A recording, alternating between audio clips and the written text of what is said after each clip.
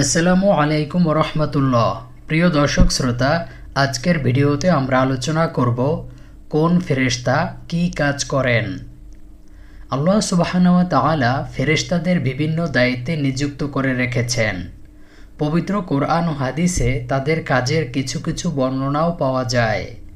এর বাইরেও আল্লাহর অসংখ্য ফেরেশতা এমন আছেন যাদের সংখ্যা ও কাজ মহান আল্লাহ ছাড়া আর কেউ জানে না। এখন আমরা ফেরেশতাদের উল্লেখযোগ্য কয়েকটি শ্রেণী ও তাদের কাজগুলো সম্পর্কে আলোচনা করব। ১ নম্বর, হযরত জিবরাইল আলাইহিসসালাম। তার কাজ হলো ওহী বা আল্লাহর বাণী নবী রাসূলদের কাছে পৌঁছে দেওয়া।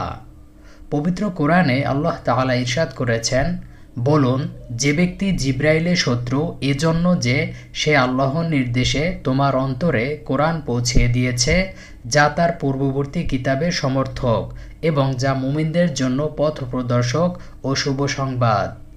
সূরা বাকারা আয়াত নম্বর ৯৭। ২ নম্বর, হযরত মিকাইল আলাইহিসসালাম। তার কাজ হলো বৃষ্টি বর্ষণ ও উদ্ভিদ উৎপাদন। আল্লামা ইবনে কাসির রহমাতুল্লাহ লিখেন, মিকাইল আল্লাহর নৈকট্যশীল ও মর্যাদাবান ফেরেশতাদের একজন। তিনি বৃষ্টি ও উদ্ভিদের ব্যাপারে দায়িত্বশীল। ৩ নম্বর, হযরত ইসরাফিল আলাইহিসসালাম। আল্লাহ তাকে সিংহার দায়িত্ব অর্পণ করেছেন। আল্লামা ইবনে কাসির রহমাতুল্লাহ বলেছেন, ইসরাফিলকে সিংহায় ফু দেওয়ার জন্য দায়িত্ব দেওয়া হয়েছে। তিনি কবর থেকে ওঠা এবং হাসরের মাঠে পুনরুত্থানের জন্য সিংহায় ফু দেবেন। ৪ নম্বর, হযরত আজরাইল আলাইহিসসালাম। আল্লাহ তাকে মৃত্যুর ফেরেশতা হিসেবে মনোনীত করেছেন। আল্লাহ তাআলা ইরশাদ করেন, বলো, তোমাদের জন্য নিযুক্ত মৃত্যুর ফেরেশতা তোমার প্রাণ হরণ করবে। অবশেষে তোমরা তোমাদের প্রতিপালকের কাছেই প্রত্যাবর্তিত হবে। সূরা সাজদা আয়াত নম্বর ১১। ৫ নম্বর, রক্ষাকারী ফেরেশতা। আল্লাহর একদল ফেরেশতা সর্বাবস্থায় বান্দাদের রক্ষা করেন। আল্লাহ তাআলা বলেন, মানুষের জন্য তার সামনে ও পেছনে একের পর এক প্রহরী থাকে, তারা আল্লাহর আদেশে তার রক্ষণাবেক্ষণ করে। সূরা রাদ আয়াত নম্বর ১১। ৬ নম্বর, ভাগ্য লিখে যারা। মাতৃগর্ভে সন্তান মাংস পিণ্ডে পরিণত হওয়ার পর একজন ফেরেশতা তার ভাগ্য লিখেন। রাসূলুল্লাহ সাল্লাল্লাহু আলাইহি ওয়াসাল্লাম বলেন, অতঃপর আল্লাহ একজন ফেরেশতা প্রেরণ করেন আর তাকে ৪টি বিষয় আদেশ দেওয়া হয়। তাকে লিপিবদ্ধ করতে বলা হয়, তার আমল, জীবিকা, আয়ু এবং সে কি পাপী হবে না নেককার হবে তা। অতঃপর তার মধ্যে আত্মা ফুঁকে দেওয়া হয়। সহিহ বুখারী শরীফ হাদিস নম্বর ৩২০৮। ৭ নম্বর, কিরামুন কাতিবুন। তারা হলেন এমন একদল ফেরেশতা যারা মানুষের ভালো মন্দ কাজ লিপিবদ্ধ করেন। পবিত্র কোরআনে ইরশাদ হয়েছে, তারা কি মনে করে যে আমি তাদের গোপন বিষয় ও মন্ত্রণার খবর রাখি না? অবশ্যই রাখি। আমার ফেরেশতারা তাদের সঙ্গে থেকে সব কিছু লিপিবদ্ধ করে। সূরা যুখরুফ আয়াত নম্বর ৮০। ৮ নম্বর, আরশ বহনকারী। আল্লাহর নৈকট্য লাভকারী একদল ফেরেশতা আল্লাহর আরশ বহন করে আছেন। আল্লাহ তাআলা বলেছেন, যারা আরশ ধারণ করে আছে এবং যারা তার চারপাশ ঘিরে আছে। সূরা মুমিন আয়াত নম্বর ৭। ৯ নম্বর, মুনকার নাকির। মানুষকে কবরে রাখার পর মুনকার নাকির নামে দুজন ফেরেশতা জিজ্ঞাসাবাদের জন্য আগমন করবে।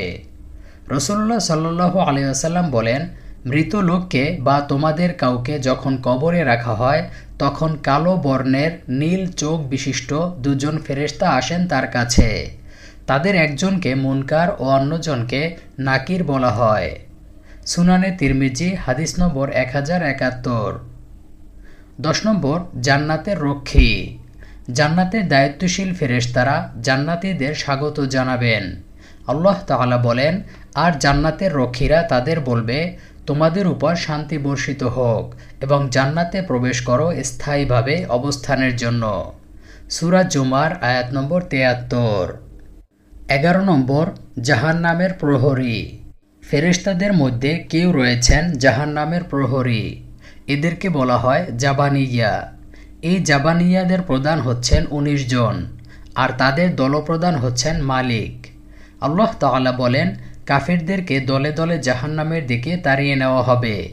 অবশেষে যখন তারা তার কাছে আসবে তখন তার দরজাগুলো খুলে দেওয়া হবে এবং তার রক্ষীরা তাদেরকে বলবে, তোমাদের কাছে কি তোমাদের মধ্য থেকে রসুল আসেননি, যারা তোমাদেরকে তোমাদের প্রভুর আয়াতসমূহ পাঠ করে শোনাতো এবং তোমাদেরকে আজকের দিনের সাক্ষাৎ সম্পর্কে সতর্ক করত? তারা বলবে, হ্যাঁ, তবে কাফিরদের বিরুদ্ধে শাস্তির হুকুম চূড়ান্ত হয়ে গেছে। সূরা আজ-জুমার আয়াত নম্বর ৭১। এছাড়া তাদের মধ্যে কারো কারো দায়িত্ব হচ্ছে বান্দাকে সফরে ও শয়স্থানে, শয়নে ও জাগরণে এবং সর্বাবস্থায় সংরক্ষণ করা। এরাই হচ্ছেন মুআক্কাবাত, যাদের সম্পর্কে আল্লাহ তাআলা বলেন, তোমাদের মধ্যে যে কথা গোপন করে আর যে তা প্রকাশ করে এবং যে রাতে লুকিয়ে থাকে আর যে দিনে অবাধে বিচরণ করে, তার কাছে সবাই সমান। মানুষের জন্য তার সামনে ও পেছনে রয়েছে মুআক্কাবাত, অর্থাৎ একের পর এক আগমনকারী ফেরেশতাবৃন্দ। তারা আল্লাহর নির্দেশে তাকে পাহারা দিয়ে রাখে। আল্লাহ তো কোনো জনগোষ্ঠীর অবস্থা পরিবর্তন করেন না যতক্ষণ না তারা নিজেরা নিজেদের অবস্থা পরিবর্তন করে। আর আল্লাহ যখন কোনো জনগোষ্ঠীতে শাস্তি দিতে চান তখন কেউ তা ফেরাতে পারে না, তিনি ছাড়া তাদের কোনো মিত্র নেই। সূরা আর-রাদ আয়াত নম্বর 10 থেকে 11। ভিডিওটি ভালো লাগলে লাইক দিয়ে শেয়ার করে দিন।